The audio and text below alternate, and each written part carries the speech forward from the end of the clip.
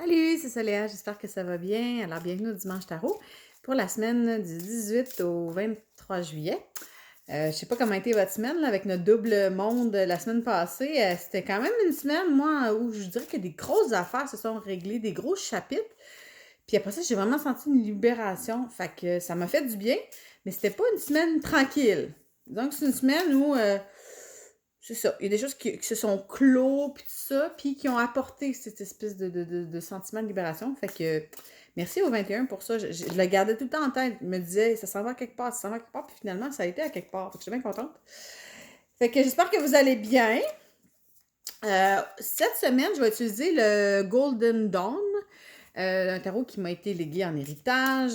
J'ai bien hâte de voir ce qui va sortir. Oh, voilà. Qu'est-ce qui est sorti tout de suite? Alors, on a la carte de l'impératrice. Donc, l'impératrice, c'est pas la première fois que je la pige au niveau des tarots. Donc, je vais vous la montrer, celle-là. On a l'impératrice sur son trône, c'est le 3.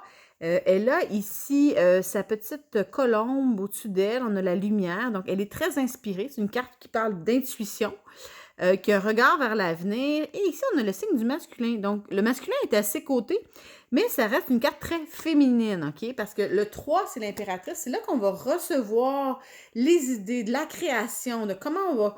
C'est la fertilité, c'est la joie, c'est la sensualité, c'est tout ça, là, le prendre soin, la maternité. Puis le 4, ben là, c'est le pendant masculin qui va le prendre, l'empereur, qui va venir le mettre en pratique, qui va venir stabiliser, qui va plus être dans le cérébral, qui va plus être dans le touk touk touk touk touk. Mais avant d'avoir un projet, puis de le créer, puis de faire touk touk touk touk touk, il faut d'abord recevoir. Fait que ça, c'est vraiment pour recevoir au niveau... Puis on voit ici, là, au-dessus de sa tête, là, la lumière elle est quand même dans une position de puissance. C'est intéressant avec ces petites jambes croisées. Il y a quand même quelque chose que c'est elle qui décide quand elle ouvre les jambes. Donc, c'est elle qui décide quand on a accès à sa vulnérabilité. Fait que cette semaine, moi, je dirais, il y a un aspect de choisir à quel moment vous êtes vulnérable et d'être en ligne avec votre intuition, créativité, créativité d'idées, créativité, fertilité. C'est aussi une carte souvent qui va... Ma mère disait qu'il pouvait annoncer une grossesse. Moi, c'est déjà fait, là. Puis je demandais des cartes de clarification pour voir cette semaine, c'est quoi, comment est-ce que l'impératrice peut venir... ça me dit 2 cartes. Je vais les prendre tout de suite. OK. Donc, on a 2 cartes. On a tout d'abord l'espèce de tornade qui naît de notre main. Donc ça me rappelle vraiment justement la création. Comment est-ce qu'à partir de notre énergie, on peut créer un vortex créatif. Tu sais, un peu comme quand on sent l'énergie entre nos mains. Tu sais, c'est vraiment à partir de ça. Puis, il y a aussi, ce qui est intéressant, c'est que comme c'est la paume de la main, c'est là qu'il y a toutes les lignes de la main. Donc, toute notre personnalité, tout ce qui nous définit, tout ce qui nous rend unique. Donc, ce qui nous rend unique, quelque chose qui peut être créé à partir de ça. Puis après ça, ce que je vois, c'est de mettre en lumière les différentes parties de nous qui ont envie de s'exprimer. Donc, on a plein de petits fantômes. Ils sont autour de la table, ils sont en train de prendre un petit bol de café. C'est très français, là, d'ailleurs. Avec la baguette directement sur la table sans assiette. Moi, en tout cas, j'ai vécu cette expérience-là.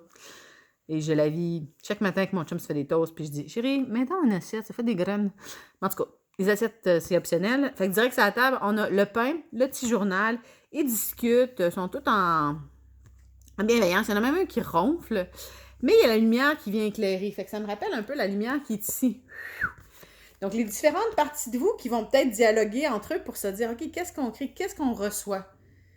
Je dis souvent, l'intuition chuchote, les mécanismes de défense crient.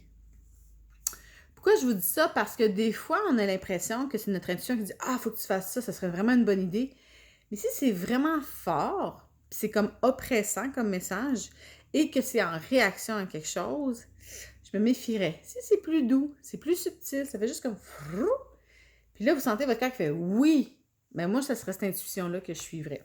Donc, une belle semaine de fertilité, créativité. Je trouve que ça va bien après le monde. Parce que le monde, on est venu comme... il y a quelque chose qui s'est clos, il y a quelque chose qui a jailli, qui était comme la fin du cycle. Puis là, on tombe dans la création, le féminin, la réceptivité, comment materner, comment prendre soin de toutes ces parties de nous qui discutent entre elles, puis de se rappeler, c'est à partir de à partir de ce qui nous différencie, à partir de ce qui nous rend unique, de notre paume, de nos...